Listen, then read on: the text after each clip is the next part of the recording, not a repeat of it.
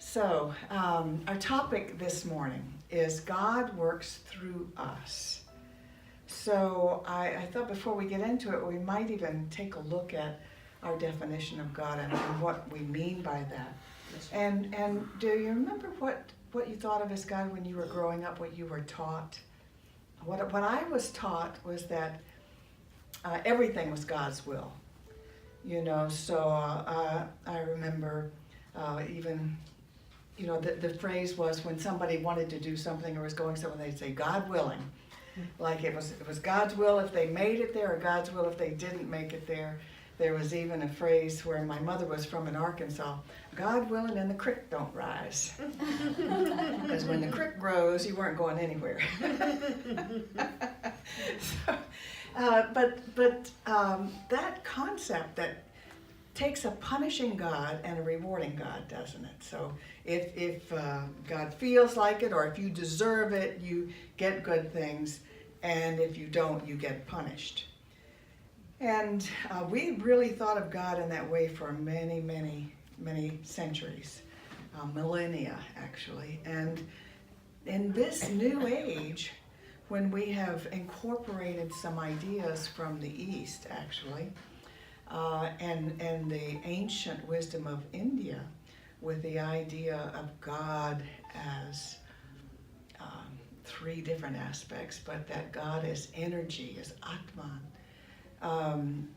is a totally different concept that we embrace in our teaching, which is that God is a creative energy that creates all the time, created our universe. Our universe is constantly recreating itself. Our planet is a living thing that is constantly recreating itself, and we chose to come here to live. Now, who in the world would choose a place and a time to come to live where it's a given? You're going to suffer, you're going to have illness and pain, and by the way, you will die. It's on everyone's agenda, you will die. Now, who in the world wants to come to have that experience? You did. You couldn't wait.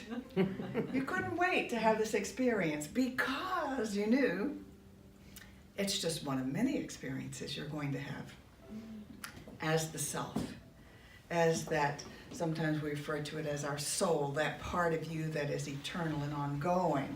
So if that part of you knows it is eternal and it has lots of experiences, this one is just one more adventure.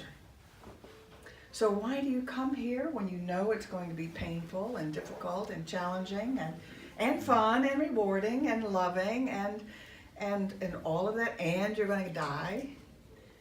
For the experience, for the wisdom, for the growth. Just think of yourself now compared to who you were at 18 years old. Everybody I know says that I wouldn't go back there for anything, because the wisdom that you've gained, the wisdom and experience, has made you who you are. You wouldn't be who you are without that experience, and with the painful times as well. They grew you more than the fun times. The good times were pleasant and fun and you enjoyed them, but the hard times really grew you more. Made you more understanding, made you wiser, made you more empathetic. And so we have chosen to come here. It bothers me when I watch the news and I still get those old ideas of God that people believe, such as this week, the tornado that came through Alabama. And one little town, Beauregard I think it was, it just demolished, and 23 people died. And there was a neighboring town that it hurt some buildings, but no one was killed. And it's a very Christian area, and so the spokesman for the town where no one was killed said, yes, we were really blessed. God really blessed us. And that's a common saying that we have. But I always ask, well, what does that mean for the town that was wiped out in 23? Did God really curse that town?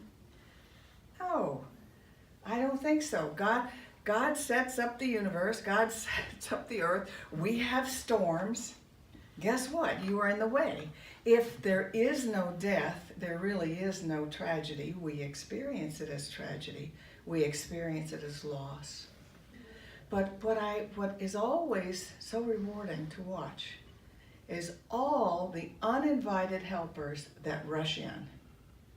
They just rush in. Let me help you. Big, heavy equipment. Let me help you clear the clutter of your home that's no longer there. And no one even asks them to. People really step up to help in those emergencies. And that is God working through them. Anytime we use the word God, I think we can substitute the word good. So if good is happening, God is at work through human beings. So you might ask, well, what about when good isn't happening? What if people are doing evil? And people are capable of doing great evil. What about genocides and killing millions of people? That is the absence of good. And we're capable of that too. We just don't believe that there's any power for that evil. There's no king of darkness that we believe in. It's simply that in the absence of good, we're capable of doing quite evil. We have a real talent for subhumanizing whole groups of people and just deciding they are not quite up to human standards, and therefore we can make them slaves or we can kill them all off because they're not as good as us. Humans have that ability. That's not God in action. That's not God operating. That's the absence of good. When I've always lived, it seems like, in hurricane areas. I grew up in Louisiana, southwest Louisiana, and I noticed with the last big flood in near there, which was actually hit Houston and Port Arthur and some of those areas, they were very close to where I grew up, that they called it the Cajun Navy came to the rescue. They called it the Cajun. Is there anybody who had a boat and a trailer? Just went in and tried to help the people there. And I think it's so interesting because the Cajun people were a persecuted group of people. They were living in Nova Scotia in the 1700s. They were French, from France, living in Nova Scotia. And in 1713, the British bought Canada, took over Canada. I don't know how it happened. And they required the allegiance to serve in their army if you were going to be there. And the Acadians said, no thanks, and got on a boat and started sailing south. No one would let them land. No one would let them come live. They tried all along the upper United States, all along the coast. No one would let them. They spoke French. They didn't speak English. They wouldn't let them land.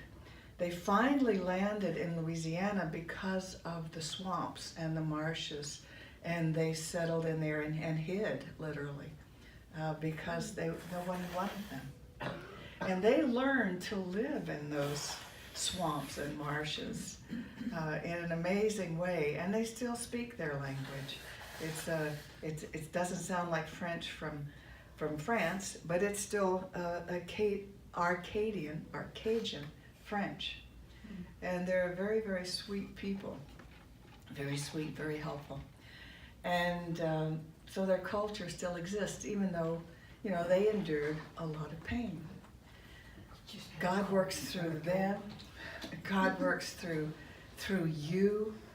And the way we know that is, when people go through any number of challenges and pain, generally at the end of that, they want to help someone in a similar situation. They want to help those people with that suffering. And if children who are ill and are helped by doctors in hospitals, they often want to grow up and be doctors. They want to help that suffering. That's God working through us. That was initially my desire to do as a young person. I wasn't able to finish that training. And so years later, when I did get to go to college and do my training, I wanted to help people suffering with what I had suffered with, which was relationship issues. So I wanted to be a therapist.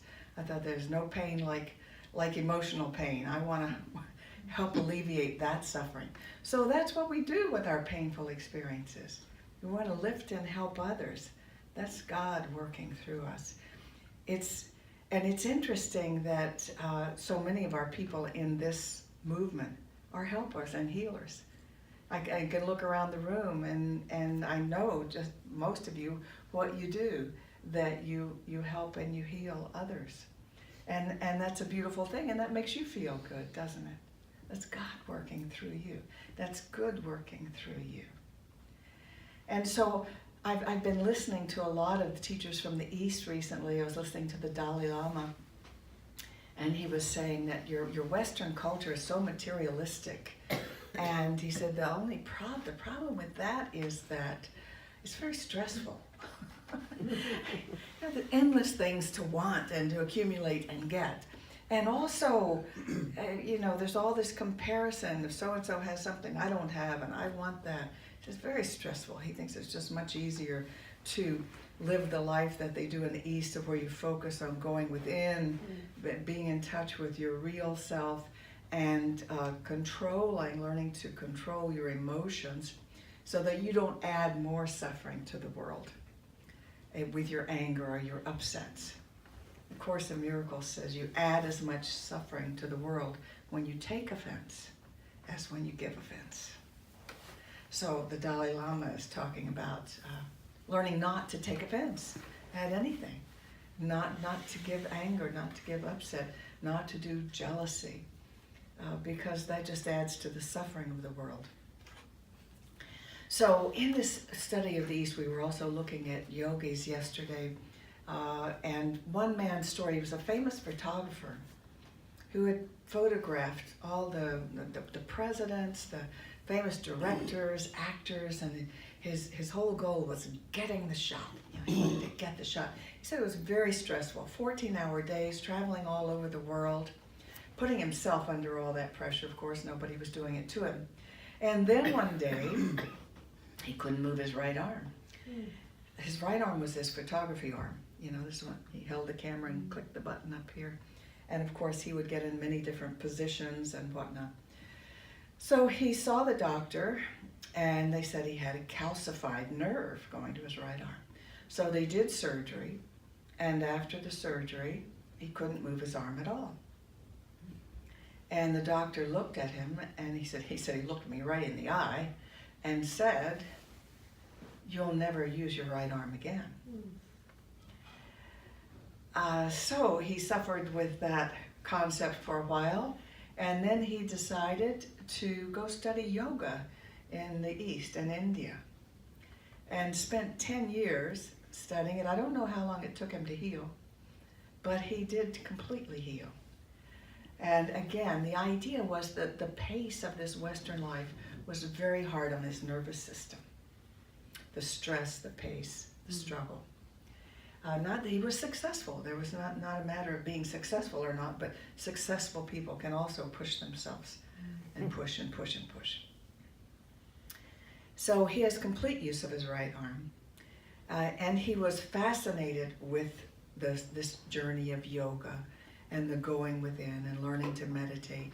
And that was the first thing he did, is start meditating. And he made his 10-year yoga journey also a photographic journey, photographing all the yoga poses, yogis, and all of that. And it was really beautiful to watch. I told Bob as we finished watching it, I really think that both examples are extremes. The Western materialistic culture of go, go, go, get, do, and the Eastern one of going totally within and relinquishing all desire. That was these yogis that they showed, go into the ashrams, go into the forest, go into the caves, and relinquish all desires. And they usually do these. These are middle-aged men or more usually, although some were young boys, who've had their families, and now it's time to relinquish all desires and go have this spiritual journey. I really think we are here to experience and to accomplish and to learn and to contribute. I really think we are. But it's so nice when we can do that by knowing the truth of who we are, that we're not our possessions. We're not even our accomplishments. We are more than that. And the self, as Deepak Chopra defined it, he said the self, he didn't define it as the little spark of the divine within you. He said, no, yourself, your body, your mind is in the self that is you. Your body and mind is in that self. Everything you see is in that self. Your self made it for that experience. So that's the concept I'd like you to think about. That it's not just like buried deep within you, there is a spark of the divine. No, greater than you, an energy system greater than you, perhaps a toroidal system. Jeffrey sent me a link about a toroidal energy, which is a circulating energy all around you.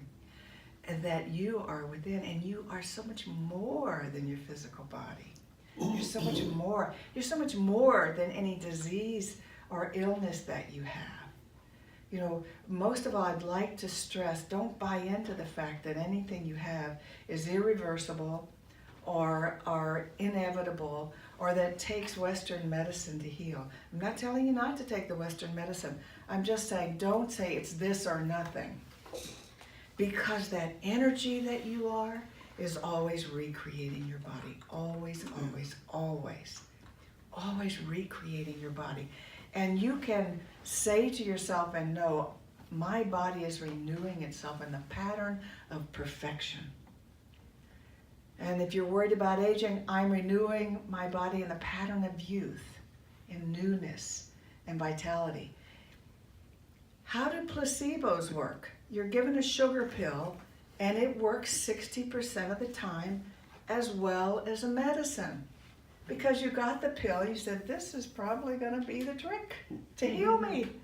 And so your brain, and which is the greatest pharmacy in the world, goes about creating just what you need to heal that. The sugar pill didn't do it.